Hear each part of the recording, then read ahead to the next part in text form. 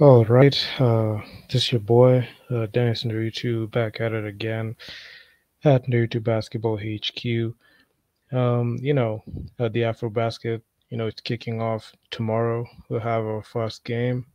I believe it's Tunisia versus Guinea. And, I'm supporting the Kenya Morans because Kenya is my country. And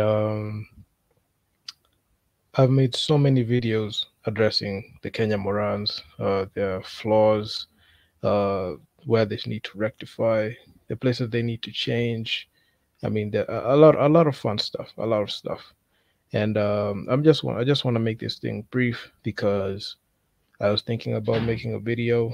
I was recording it, thinking making a video going live, but I just want to go live so I can, you know, just briefly touch upon things. I'll expound more upon when you on sorry, I'll expound a lot when it comes to like when I see how the Kenya versus Cote d'Ivoire game pans out, the Kenya versus Nigeria game, how it pans out, and as well as the last game, Kenya versus Mali, how it pans out, so I can put all my thoughts together in a video, then I give it out to you guys.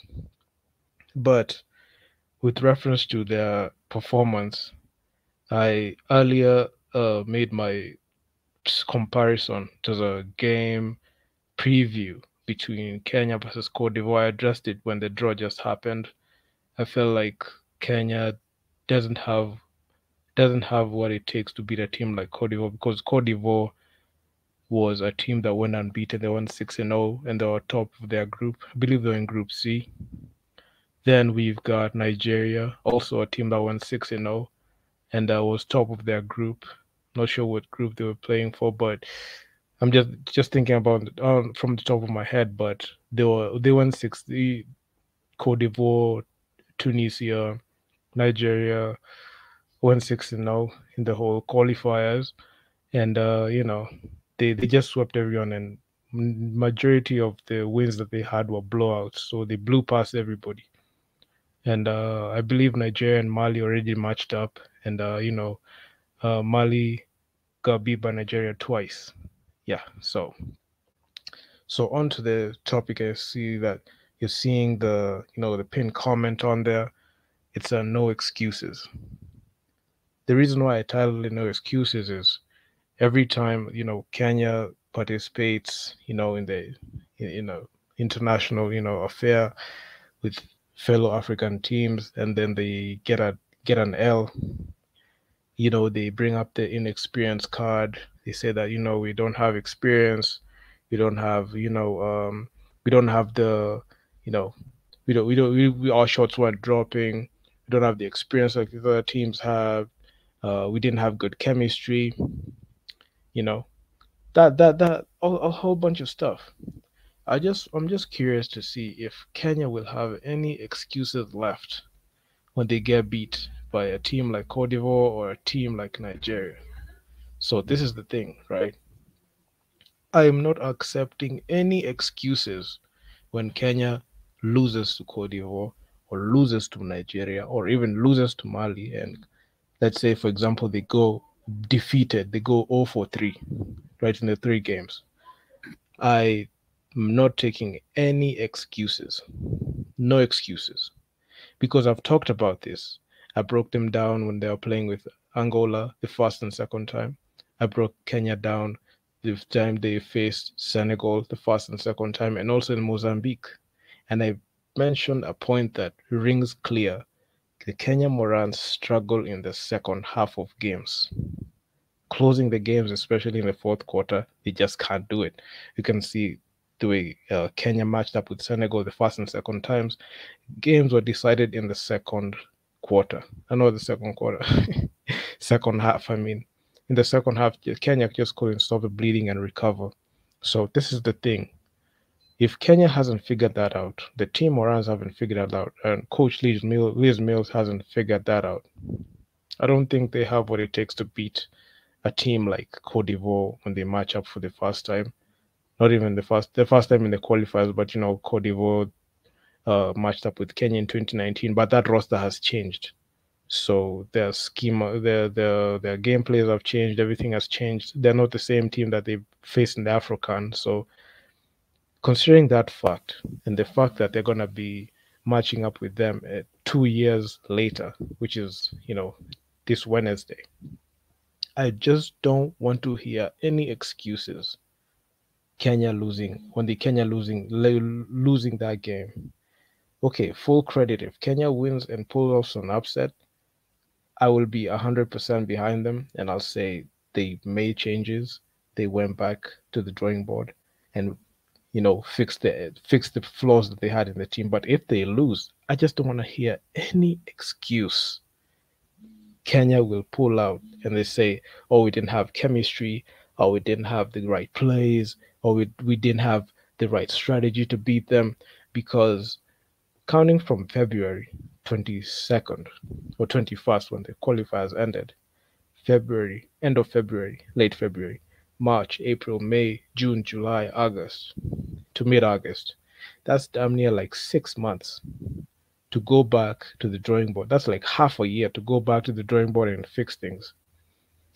But you see, every time they lose, they'll keep pulling up the inexperience card, which doesn't sit well with me. I don't like that. I don't like that. I don't like it when they make excuses. And this is gonna be a no excuse affair. If they lose, I don't want to hear any excuses. If you win, I'll give you full credit for winning. That's the thing. The 3 games, I'll be watching you guys on close range. I'll be watching you guys every single game, every single minute. I don't watch highlights. As you can see from the way I've analyzed this team through the better part of February for the past 6 months. I'm not a casual guy who just, breezes by and watch the highlights, 5-minute highlights. I watched the 2 full hours of the game front to back. And when I say something, I mean it. And any guy who wants to come and challenge me on my opinion on what I think about the Kenya Morans, based on the takes that I made, you feel free to go to my DMs and we'll set out a link and we'll just chat it right here on my podcast. Right. So when I picked Cote d'Ivoire to beat Kenya, statistically, I was 100% accurate when it comes to stats. But when you look at the stats, Kenya is behind in major statistical categories. I listed them in a Kenya versus Cote d'Ivoire preview. Check out the AfroBasket recap playlist. You'll see that video right there. And also, when Kenya drew down after the Cote d'Ivoire game, also the Nigeria game, I picked Nigeria to beat Kenya statistically because majority of the statistics that Kenya was supposed to, dominate, Nigeria overtook them, and Nigeria took all the points from all the stats. So the odds are stacked against Kenya going against a team like Nigeria. Mind you, Nigeria already beat the team USA in the exhibition. So if Nigeria can beat USA, and I'm not sure if they're gonna use the same roster, but they've got the same coach, Mike Brown. What do you think Nigeria is gonna do to Kenya, a team that I don't want to say inexperienced because they have played with these teams. Kenya has played with Nigeria in the AfroCan and also Cote d'Ivoire, and actually they made the finals. But they keep saying that they don't know they are young team, experience. Those are the competitions and games that give you the experience. So you don't pull out the inexperienced card because you've faced a Nigeria before and you beat, and you also faced a Cote d'Ivoire and you beat them. So I don't want to hear any excuse when you guys lose. And I just keep on saying no excuses as the title of this stream because I don't want to hear any excuses pulled out. If you guys try to pull off an excuse card, especially when I see it when in the post game, I'll call it out and I'll mention it and I'll pull up all the stats and I'll actually drop a napalm on you people, showing you that you guys are lying to us because you guys have had 6 months to go back to the drawing board and work together to work on your chemistry. I'm not sure if you did it because I mentioned it earlier in the videos that I was talking about at the end in February in those videos, especially in the Kenya versus Mozambique game. The second time I analyzed it, I said that Kenya has a lot of work to do. If you guys don't go back and fix all those mistakes that you were making during those games, don't come back and pull off an excuse card and say that you're inexperienced with a team like Cote d'Ivoire or a team like Nigeria, because I have the receipts to show that you guys already matched up with them like 2 years ago. You didn't work on improving it because you just won. Then the next time you're gonna meet them, you pull off an excuse when you lose. I don't want to hear any excuses. And for all those guys who keep saying that, oh, I'm supposed to support my team, my country, just because they're my country, no. Integrity always comes first with me. I'm not going to support someone just because we are of the same nation or the same state. I'm going to support someone because of the facts, because I prepare everything and I say everything based on facts, fairness, and proper context. So if you're not coming to me and arguing facts with me or saying something based on facts, don't come to my channel or don't come and say that, you're just hating. No, I'm not hating. I'm using facts. And that is why factually I can say Nigeria has beat Kenya. It's a fact. When you check the stats side by side, I made sure I expounded on this when I was looking at the previews. Go watch the Afro Basket recap to see those previews. I recapped and I said, statistically, Nigeria beats Kenya. Statistically, Cote d'Ivoire beats Kenya. Statistically, it is a matter of fact that both Nigeria and Cote d'Ivoire went 6-0.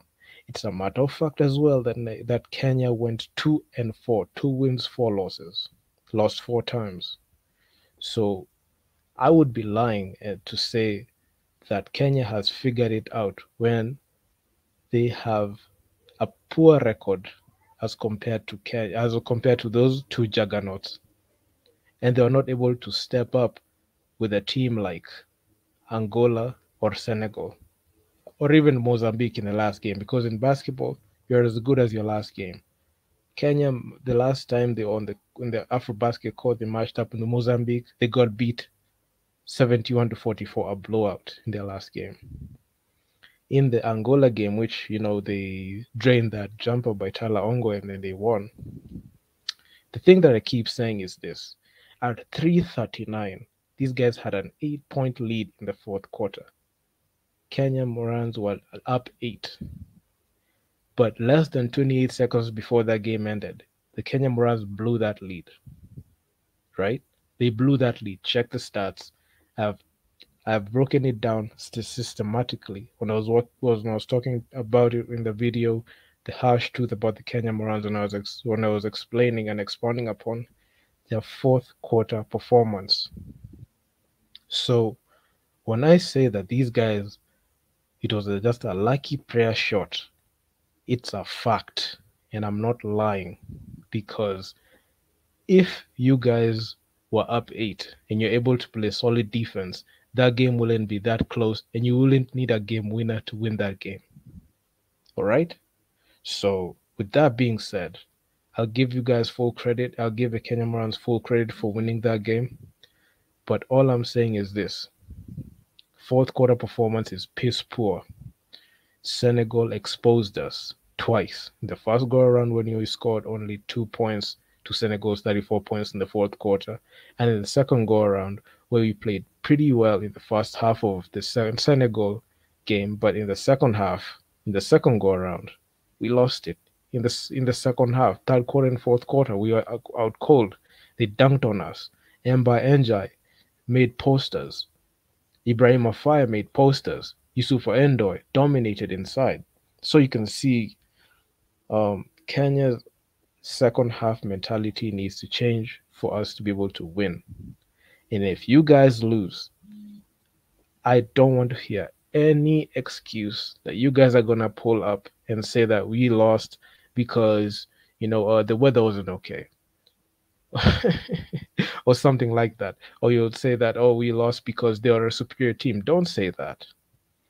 Any team can be beaten with the right strategy. But as of late, I can say Kenya doesn't have the right strategy. You guys haven't, you have not dropped even the footage of you training. All this footage I saw that, or only saw that you guys were running on the mountains instead of focusing on the nitty gritties of winning a basketball games. Basic basketball IQ. That's one thing that you guys lack, and that's one thing that you guys it's gonna cost you in the end when you're facing a smarter team like a Nigeria or a Cote d'Ivoire. So when Kenya matches up with Cote d'Ivoire, and I will be watching that game live and also be commentating on that game live, I do not want to hear any excuse. None. I don't want to hear any excuse that Kenya has lost that game. When Kenya loses that game, I don't want to hear any excuses. Had 6 months to prepare for it. You guys didn't. You only ran to the mountains and you went to prepare last minute, like 2 weeks before. You guys have not worked on your chemistry. You guys have not been together. You haven't even shown that you're together on the court. So even if I saw the game that you beat the Olinzi Warriors, it's also close. Why is it close? Why would you struggle beating a team that is local? What if you struggle like that beating a local team? What is it that's gonna convince me that you're gonna beat a team like a powerhouse like Nigeria who have been there, done that? They have a very historic record past, and Kenya is nothing to them. I mean, Team USA had nothing on them. They beat them. I'm pretty sure that I'm not sure if that's the same roster, but um, without even with the AfroBasket roster, not even a FIBA roster, not even the FIBA the Olympic roster, the AfroBasket roster went 6-0. If the AfroBasket roster went 6-0, what about if the Olympic roster matched up with you guys? It's game over both times, twofold. What about Cote d'Ivoire, 6-0, statistically better than you? Chemistry, 100%. Team just gelled so well. Blew out every single team. The only team that Kenya has a chance to beat is Mali because they have the same record, same flaws, same mishaps on defense, same mistakes. So that's the only team that Kenya realistically I can pick. As a guy who has followed this AfroBasket 2021 at close and given it a closer look, Kenya stands no chance against Nigeria or Cote d'Ivoire. If they win, I'll give them full props. But if they lose, no excuses. Because as my favorite YouTuber, IBFP the landlord said, men lie, women lie, but the facts don't lie. You understand, right? And you can never beat the truth, and facts don't care about your feelings. I mean, that's all I gotta say. I'm out.